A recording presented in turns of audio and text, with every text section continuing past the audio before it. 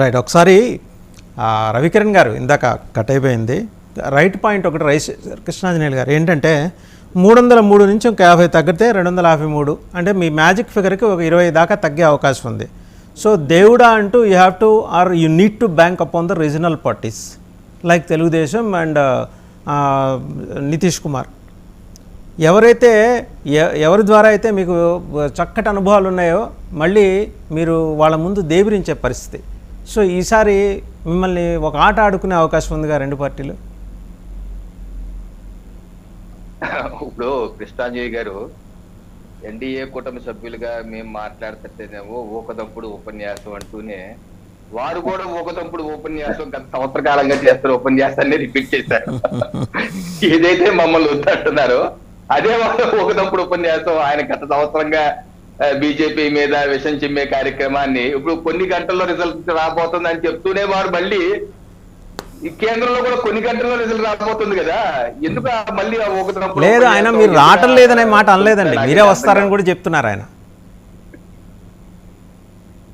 ఏదైనా సరే ఒకతప్పుడు ఉపన్యాసమే కదా, మాది ఒకతప్పుడు ఉపన్యాసం, వారిది కూడా అంతే. ఇప్పుడు వారు చెప్తున్నారు 2014 నుంచి 19 వరకు ఏమీ నెరవేర్చలేదని చెప్తున్నారు. మరి ప్రజలు తీర్పిచ్చారు కదా, ప్రజా తీర్పుని గౌరవించాలా వద్దా? ఎక్కువ మెజార్టీతో 303 స్థానాల్లో బీజేపీకి ఎన్డీఏకి 353 స్థానాలతో ఎక్కువ మెజార్టీతో ఇచ్చారు. అంటే ప్రజలు ఇచ్చిన తీర్పు కన్నా మీరు చెప్పే విశ్లేషణ గొప్పది అంటే ఎలా కుదురుతుంది? ఏదో కోట్లు ఉద్యోగాలు ఇస్తారని చెప్పి అన్నారట. ఎందుకు అసత్య ప్రచారాలు ఎంతకాలం చేస్తారండి? సంవత్సరాలే చేస్తున్నారు. 2014 మేనిఫెస్టో తీయండి, 2019 మేనిఫెస్టో ఎప్పుడన్నా మేము కోట్లు ఉద్యోగాలు ఇస్తారని చూపించండి. దానికి చూపిస్తే మీరు ఏం చెప్తే చేయడానికి నేను సిద్ధం.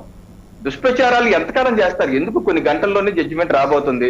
కొంతమంది గత 75 రోజులుగా చూస్తున్నాం, అనేకమైన వాళ్ళకు కొంత ఆకాంక్ష ఉంది, చాలా మందిలో ఆకాంక్ష ఉంది భారతీయ జనతా పార్టీకి. ఇప్పుడు జగన్మోహన్ రెడ్డి గారికి కూడా అదే ఆకాంక్ష.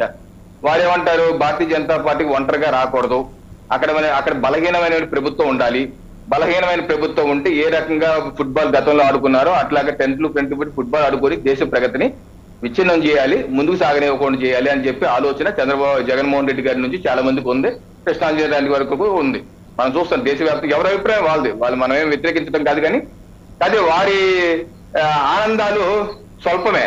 కొన్ని గంటల్లో వాళ్ళ ఆనందాలు మిగలవు, పటాపంచలు అయిపోతాయి. అత్యధికమైన దేశ ప్రజలు ఏ ఆనందాన్ని అయితే కోరుకుంటున్నారో, ఒక ప్రధాన సేవకుడుగా కనీ విధి ఎదిగినటువంటి ఒక ప్రధానమంత్రి గత 10 ఏళ్లుగా ఆయన ట్రాక్ రికార్డు ముందు పెట్టి ఓటు అడుగుతున్నారు. గత 10 ఏళ్లుగా నేను చేసింది ఇది, జాతీయ రహదారి ఏ స్వతంత్ర భారతదేశంలో ఏ 10 ఏళ్లలో చేయని అభివృద్ధి ఇక్కడ జరిగింది. జాతీయ రహదారులు 90,000 కిలోమీటర్లు గత 2014 ముందు ఉంటే ఈరోజు 150,000 కిలోమీటర్లు అయ్యింది. అది ఎలా సాధ్యం? అది ఎవరన్నా చేస్తారులేండి అంటే మరి గతంలో ఎందుకు కాలేదు? రైల్వేల అభివృద్ధి, రైల్వే ట్రాక్లు గతంలో సంవత్సరానికి 2-3 కిలోమీటర్లు వేస్తే ఈరోజు 20 కిలోమీటర్లు వేస్తున్నారు. అది ఎవరన్నా వేస్తారులేండి అంటారు మళ్ళీ కృష్ణాంజలి లాంటి వాళ్ళు. ఎవరైతే మరి గతంలో ఎందుకు వేయలేదు, ఇప్పుడు ఎందుకు వేస్తున్నారు? ఎలక్ట్రిఫికేషన్ 100% పూర్తి అయిపోయింది, అది మళ్ళీ అది ఎవరన్నా చేస్తారులేండి అంటే ఏమో. అది గతంలో ఎందుకు అవ్వలేదు? ఎయిర్పోర్ట్లు గతంలో 75 ఉంటే 150 అని, మరి గతంలో మేము చేసి ఉంటే 150 కట్టాల్సిన అవసరం ఏంటి? నేను చెప్పేది ఏంటంటే స్థూలంగా ప్రజల ముందు కనపడుతుంది. గరీబీ హటావ్ అన్న నినాదానికి పరిమితమైన పార్టీలు చేసింది ఏం లేదు.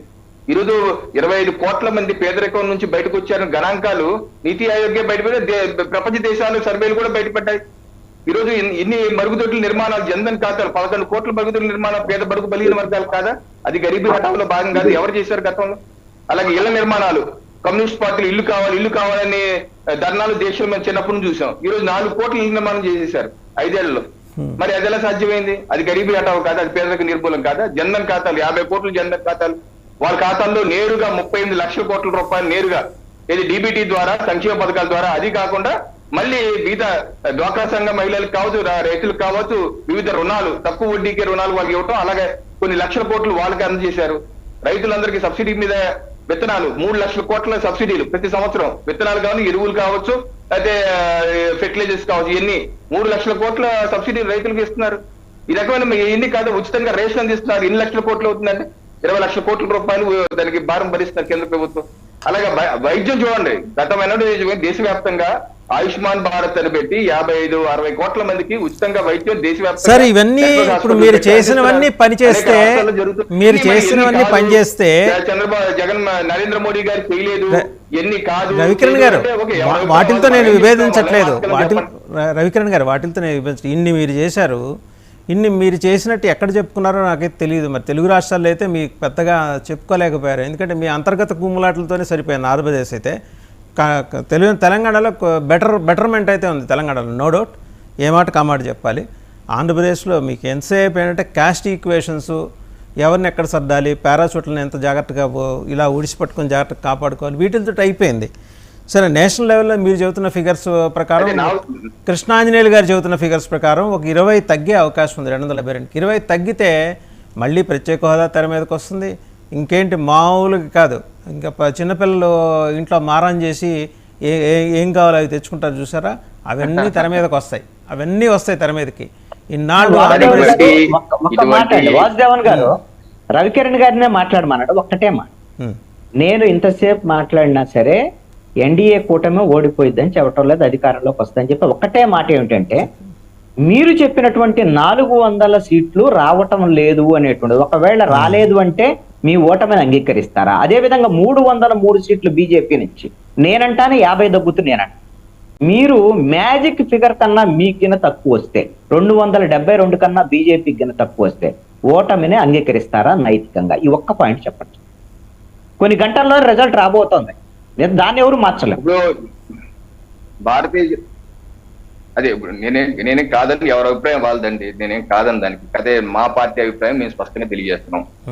మేము దేశవ్యాప్తంగా మాకు వచ్చినటువంటి ఫీడ్బ్యాక్, మా బూత్ కమిటీ నుంచి ఫీడ్బ్యాక్, తప్పనిసరిగా భారతీయ జనతా పార్టీకి ఒంటరిగా 370 స్థానాలు తగ్గవు, ఎన్డీఏకి 400 స్థానాలు తగ్గవు అన్నది మేము మా ప్రగాఢమైనటువంటి విశ్వాసం. అయితే కొంతమంది 272 దాటవు అని చెప్పి అంటున్నారు. ఇదైతే నేను నిర్బంధంగా చెప్తున్నాను, 272 దాటే ప్రసక్తి ఉండదని ఏదైతే అనుకుంటున్నారో అది పూర్తిగా జరిగే పని కాదు. ఈ రోజు దక్షిణాదిలో కూడా మనం చూస్తున్నాం. తప్పనిసరిగా మాకు తమిళనాడులో బాగుంటుంది, ఆంధ్రప్రదేశ్లో బాగుంటుంది, తెలంగాణలో బాగుంటుంది, కేరళలో కూడా we're going to open the account, అది కర్ణాటకలో కూడా బాగుంటుంది, సౌత్ లో కూడా. గతంలో మేము ఆల్ టైమ్ మీ డిబేట్ లో కూడా చెప్పాను, సౌత్ లో 2019లో అత్యధిక ఎంపీ స్థానాలు ఉన్న party record Bharatiya Janata Party 29 స్థానాలు. We're going to exceed that. మా స్థానాలు పెరుగుతాయే కానీ తగ్గవు, రాసి పెట్టుకోండి. ఇండిపెండెంట్ సుమలత గారి స్థానంతో కలిపి 30 అండి, 29 కాదు. ఇండిపెండెంట్ సుమలత గారి స్థానంతో కలిపి 30 సౌత్ లో.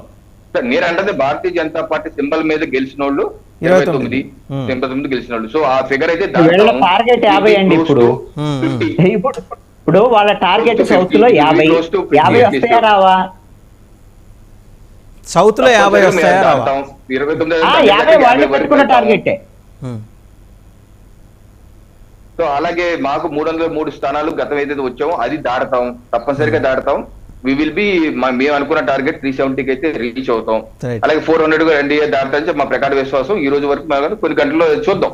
రైట్, ఒకసారి ఇది జనసేన రజనీ గారి దగ్గరికి వెళ్దామండి. సో జనసేన వైటల్ రోల్ ఈసారి ప్లే చేసింది, నో డౌట్. అంటే ఆల్ అప్రిసియేషన్స్ అండ్